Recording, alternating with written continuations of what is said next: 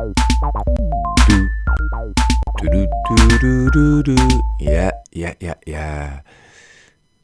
We're past October 17th. Does that change anything? I don't know. I don't think so. It's just another day. The chart adds candles. Today we're going to look at CGC and ACB. Really got those two under my radar. And a lot of volatility. Sometimes it's good to take a step back, see what's actually constructing on the chart, and forget all the news, everything you hear. Let's just see the price action, how that translates. And I'll start with CGC. I'm going to go straight to the weekly, do stage analysis, Stan Weinstein, and maybe dig on the daily. Canopy growth. What do we have back here? Look at that. We had a breakout. Okay, let's go back in the dice. Which, man, see when you zoom, it's a repeat. Oh, steps, and after that, when you scoot all that over, here was a crazy consolidation period. Right here, look at that, steps again. Here was the original breakout. Right here, some crazy people who'd been following this. You could have gotten right here at $2.20. The first of the breakouts back in July 2016. Explode. You see those long candles when you're far away from the 30-week average? Huge red candle. You could have said this is game over. But what it needed is, and then contracting volume. What it needed was a sideways move. Another green candle explode. Continue to outperform the SPX. This is volatile, but controlled volatility in a stage 2. Sideways move, never coming back really to test 30-week average. You'd like to get a little closer, but if not, this is fine. Sideways move, 2 months, explode. Again, huge red volume right there. What are we getting? Oh, volatility, man. Look at that. That crazy wick. It's tempting, new territory. Could I get to 14 one day? Sellers come in and say, maybe, but not today. Worse than sideways move, pullback, but on contracting volume. After that, exploding back again right here. It could have had a chance. Dared to be great on this green volume candle off this consolidation, this sideways move. If you were following this, lots of opportunity. I know next big trade has been following. He raised alerts, I think, even 2017 or 16 about cannabis stocks. And this, he caught it probably at the beginning here with all these signals.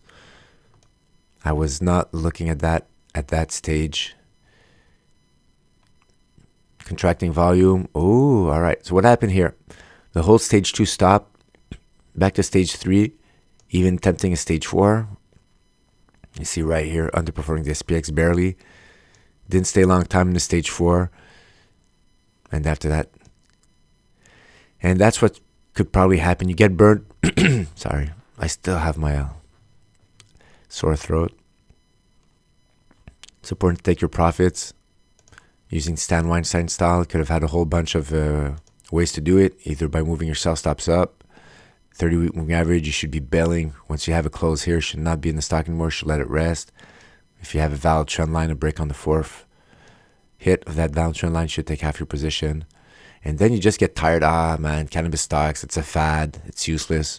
And now we're at these low levels. And then you forget about it. But you should still keep an eye on it. Re-identify those breakout levels. And right here. Right here. Tried to go up. But still not super duper. You're not out of the Ichimoku cloud. You're barely outperforming the SPX. There you go. Here it is. And then you have a close above the weekly defined breakout line at 970. Close up 30 cents above. Huge volume. Outperforming the SPX. Check. And right away. Three weeks. Sideways move. Explode again. So if you missed it here, you could have bought it here on the pullback. And then off you go, guys. So all this high wick right now, it took all this time to digest that. The possibility of going to 1450. Well, the market need that time to weed out whoever bought here, whoever got discouraged, who sold, and now the next time you go up, they're not there to sell in your face. You move up. And every time it had strong red candles on pullbacks, sideways move, another chance, nice stage 2 continuation. And I think we're getting close to where we are today. Oh, here again. Continue very far. Every time I get far away from 30 moving average, not too happy about it. I like it going slowly. And that's the thing about cannabis stocks. They're very volatile, new market. Huge red candle. Oh, again, same scenario that happened here. Trying new territory, 36. Not ready for it yet. Trying to go up. Little sideways move. Oh, more than a sideways move. Huge pullback on red volume. Not super duper healthy, but you're getting back close to where you should be. Still having higher lows. Getting close to 30 moving average.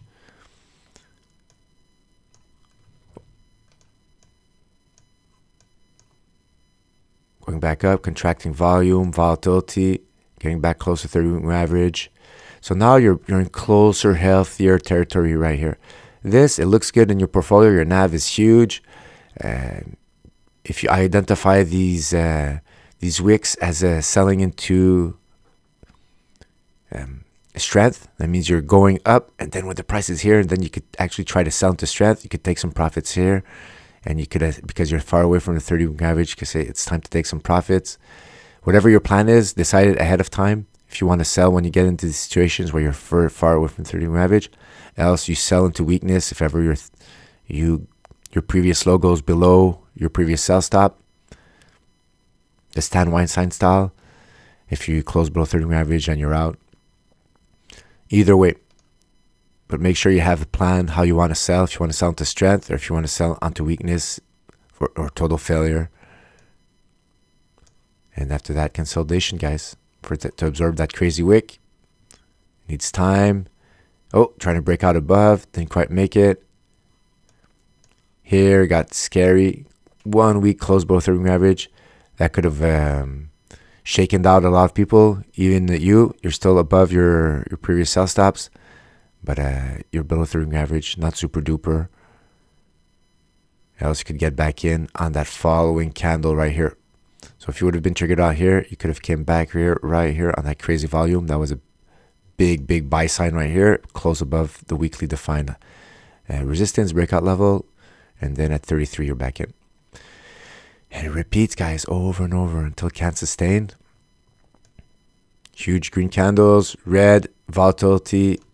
All these wicks is noise above the resistance lines, below the support. Remember, there's equally wicks above and below. And now, just look at the bodies of the candle. That's the opens and closes. That's the consolidation pattern right here. Really tight. Between 46.70 and getting tighter and tighter. 50 here, and the ultimate one is 50 to 52.40. So the week is still in progress. Crazy wick here on huge volume. It's only, but I think most of the volume, I'll zoom in on the daily. Most of the volume was on that red candle. Really hard hit. The sellers really coming in strong. You don't want to see that. Not very cool. But I think it's the nature of the stock here, guys. And you're closing in on that 30-week moving average, guys. Well, you're still pretty far away. That's why we need that sideways move. We couldn't sustain getting further and further away. So you could have a few scenarios, either sideways move until the 30-week moving average catches up.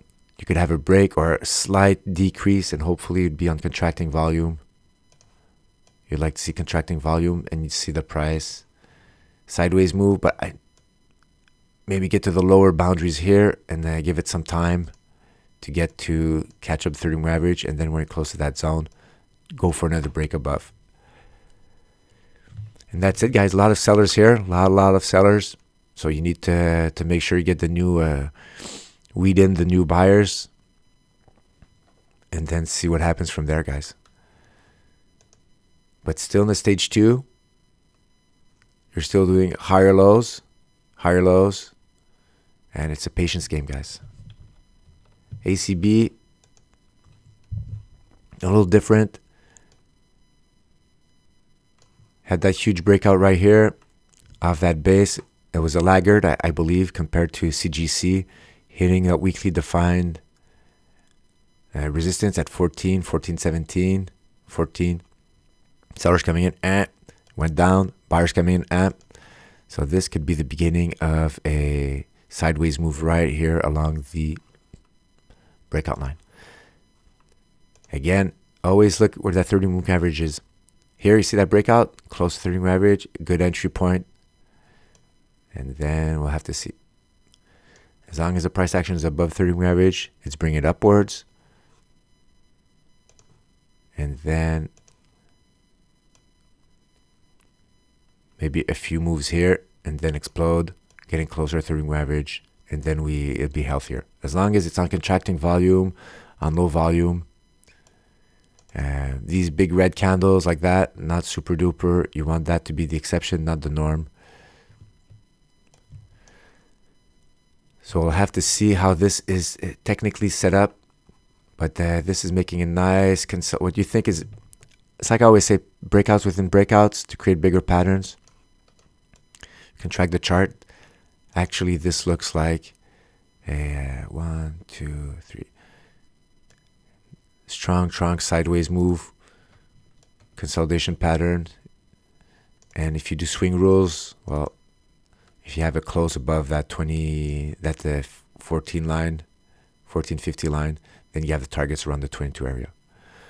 But it doesn't go up in a straight line. It could, but then after that, you need a plan to be able to sell to strength, or else you're gonna live huge whipsaws or huge NAV fluctuations until it pulls back closer to the 30-week average and then explodes back with all the criteria you're looking for, outperforming the SPX, the volume, the weight of evidence.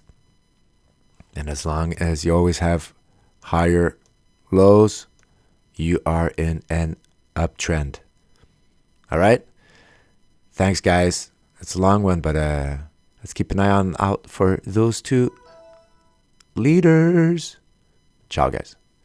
And subscribe. Do do do do do do do do do.